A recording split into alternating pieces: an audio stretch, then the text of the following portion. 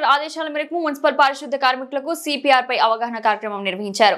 CPR పై అవగాహన కార్యక్రమానికి ముఖ్య అతిథిగా deputy DM and HO doctor Chandu, municipal commissioner Mohammed అయాజ్లు హాజరయ్యారు. ఈ అవగాహన సదస్సులో deputy DM and HO Chandu, municipal commissioner Mohammed అయాజ్లు మాట్లాడుతూ ప్రజలు ఆరోగ్యంగా అంటూ ధీమాగా ఉండేలా వైద్యులు సూచించిన బీపీ, షుగర్ వంటి టాబ్లెట్లు వేసుకునేవారు ప్రతిరోజు ఉపయోగించాలని, ప్రతి 15 నుండి 30 రోజులకు ఒక్కసారి వైద్యంతో పరీక్షలు నిర్వహించుకోవాలని వారు సూచించారు. ప్రభుత్వ ఆసుపత్రుల్లో అన్ని రకాల పరీక్షలు నిర్వహించబడతాయని, విధిగా పరీక్షలు వేసుకొని మందులు ఉపయోగించాలని వారు అన్నారు. సఫాయి కార్మికులు ప్రతి మున్సిపాలిటీకి సఫాయిగా పనిచేస్తారని, ప్రతి ఒక్కరు సిపిఆర్ పై అవగాహన కలిగి ఉండాలని, అత్యవసర పరిస్థితుల్లో ప్రాణాలను కాపాడేందుకు ఉపయోగపడే సిపిఆర్ పై ప్రతి ఒక్కరు అవగాహన కలిగి ఉండాలని వారు సూచించారు.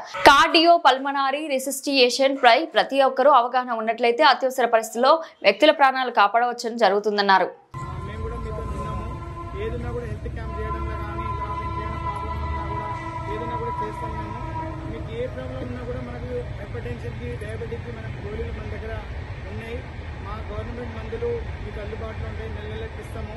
మీరు ప్రైవేట్ ఏది వాడినా కూడా మెల్లగా మా దాంట్లో కన్వర్ట్ అయ్యి తీసుకోవాలి. మంచి గోళీలు మనవి. ఏ ప్రాబ్లం ఉన్నా కూడా ఇంకేమైనా ఆరోగ్య సమస్యలు ఏది వచ్చినా కూడా మా దృష్టికి తీసుకొస్తే లేడీస్కి అయితే ఆరోగ్య మహిళ ద్వారా, మిగతా మొగళ్ళకి ఏది ఉన్నా కూడా హైదరాబాద్ అది హాస్పిటల్ ఉంది, కరీంనగర్లో హాస్పిటల్ ఉంది. కాబట్టి అక్కడ ఏదున్నా కూడా గవర్నమెంట్ సైడ్ నుంచి మేము మీకు కంపల్సరీ రెస్పాన్స్ అవుతాం. ఏ చిన్న ప్రాబ్లం ఉన్నా కూడా చెప్పండి మాకు.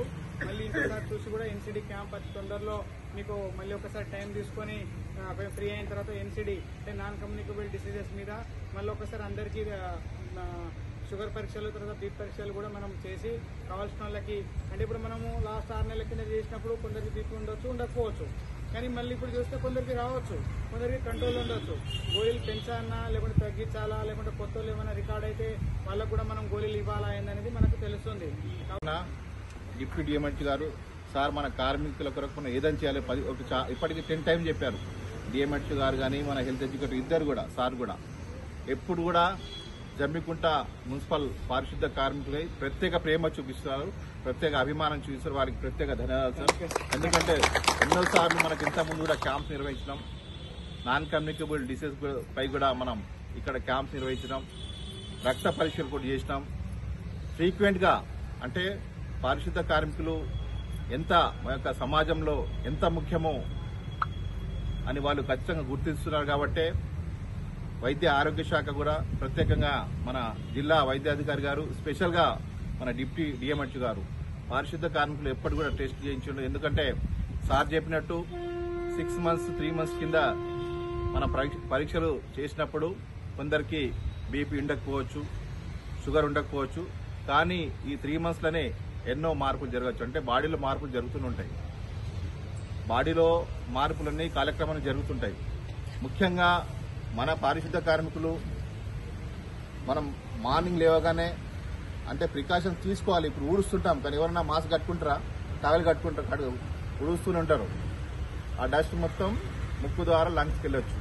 ఓకే, దాంట్లో ఒకవేళ మనకు రెసిస్టెన్స్ ఫర్ అంటే రోగ నిరోధక శక్తి తక్కువంటే ఏదైనా డిసీజ్ మనకు అటాక్ కావచ్చు. ఓకే, దాంతోపాటు మనం డ్రైన్ తీసేటప్పుడు మొత్తం వంగి పనిచేస్తున్నాం. నడుపై వేడిపడవచ్చు, మోకాళ్ళపై వేడిపడవచ్చు. ఓకే, మళ్ళీ డ్రైన్స్ లో దిగి మనం చేతుల ద్వారా కానీ కాళ్ళు లోపల షూ వేసుకుని అట్లే దిగుతాం. దాని ద్వారా ఆ మురుగునీటిలో ఉండే బ్యాక్టీరియా ద్వారా మనకు చర్మ వ్యాధులు రావచ్చు.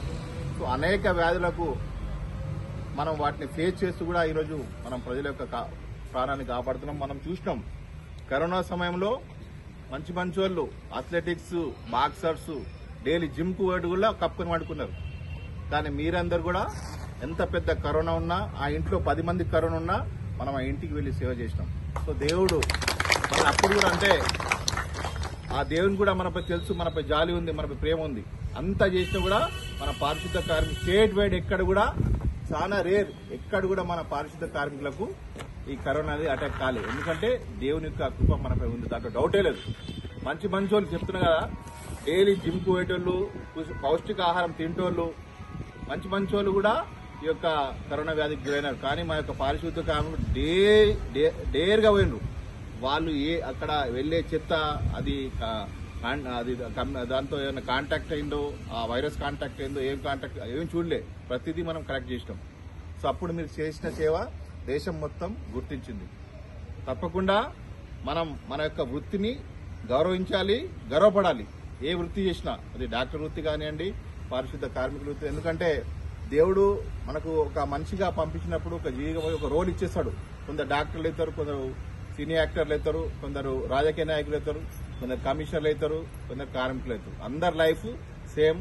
100, 60, 70 ఆ తర్వాత అందరు కూడా సేమ్.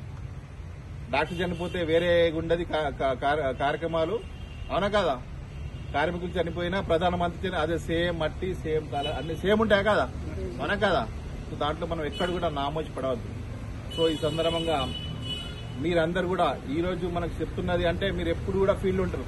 డేలో మొత్తం 8 నుండి 10 గంటలు ఎప్పుడు ఫీల్డ్ మీద ఉంటారు, రోడ్ల పైన ఉంటారు, బయట ఎక్కడ ఉంటారు. ఎప్పుడైనా ఏదన్నా సంఘటన జరిగినప్పుడు ప్రాథమిక చికిత్స కొరకు ఈ సిపిఆర్ని ఉపయోగిస్తారు. ఇది చాలా మనం చూసినాం. చాలా యూట్యూబ్ లో చూస్తే చాలా మంది ట్రాఫిక్ పోలీసు ఉన్నాడు హైదరాబాద్ లో. చిన్న సంఘటన జరిగింది, ఆయన వచ్చిండు, ఒక మనిషి పడిపోతే 2 నిమిషాలు ఇట్లా సిపిఆర్ వేస్తే లేచినాడు. అంటే ఆయన హార్ట్ అటాక్ వచ్చింది. అంటే తెలిసి ఉండాలి సైంటిఫిక్. అంటే దీంట్లో కొన్ని టెక్నిక్స్ ఉంటాయి.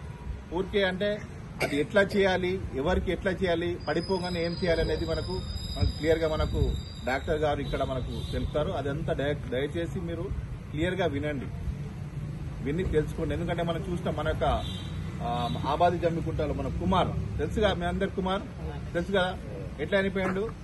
ఒక 15 నిమిషాలు లైవ్ ఉండే కానీ ఆయనకు ఆర్టీఆర్ సిపిఆర్ ఏం చేయాలి, ఇంట్లో పడిపోయిండు. ఇట్లా ఎవరు లేరు. అలా చిన్న పాప ఉంది, వాళ్ళ భార్య ఉంది, ఆ సిపిఆర్ ఏం చేయలే. ఎగ్జాంపుల్ చెప్తాను. అంటే దేవుడు అంటే రాత ఎంత కానీ, కాకపోతే ప్రయత్నం ఏం చేయలే. ఒకవేళ ఆయనకు సిపిఆర్ చేసి ఉంటే ఆ గుండె పొట్టుండే ఆయన రాకుండా ఆయన మనం కాపాడుకోని కావచ్చు అన్న లైవ్ ఉండేవాడు అంటే అనుకుంటాం మనం. ఓకే, సో మన ప్రయత్నం, చివరి ప్రయత్నం మనం చేయాలా. సో దాని కొరకు ఇంత అంటే ఈ ఎండ కూడా ఉంది. సో డాక్టర్లు నిన్న 2:30కి అనుకున్న వేరే ప్రోగ్రాములు రాలేకపోయారు. సో ఈ రోజు వచ్చారు. వారికి ప్రత్యేక మా మున్సిపల్ సిబ్బంది పక్షాన, ముఖ్యంగా మా కార్మికుల పక్షాన మీకు సార్ ప్రత్యేక ధన్యవాదాలు. దాంతోపాటు ఈరోజు ఐ క్యాంప్ కూడా, మనం ఐ క్యాంప్ ఉంది, బ్లడ్ క్యాంప్ కూడా ఉంది. సో అవి కూడా ఓకే. మనం 360 days మొత్తం కష్టపడతాం, కానీ మన ఆరోగ్యం నుంచి మనం ఎప్పుడు ఆలోచించుకోం. ఓకే, సో ఇంతకుముందు డిప్యూటీ డిఎంహెచ్ గారు చెప్పినట్టు ప్రతి మెడిసిన్ మనకు హాస్పిటల్ అవైలబుల్ ఉంది. ఇప్పుడు బీపీ గోళీలు కొంటే బయట 200-300 ఉంటుంది, షుగర్ గోళీలు 200-300 ఉంటాయి. సో దానికంటే మంచి క్వాలిటీ, మంచి గోళీలు మనకు హాస్పిటల్లో ఉన్నాయి.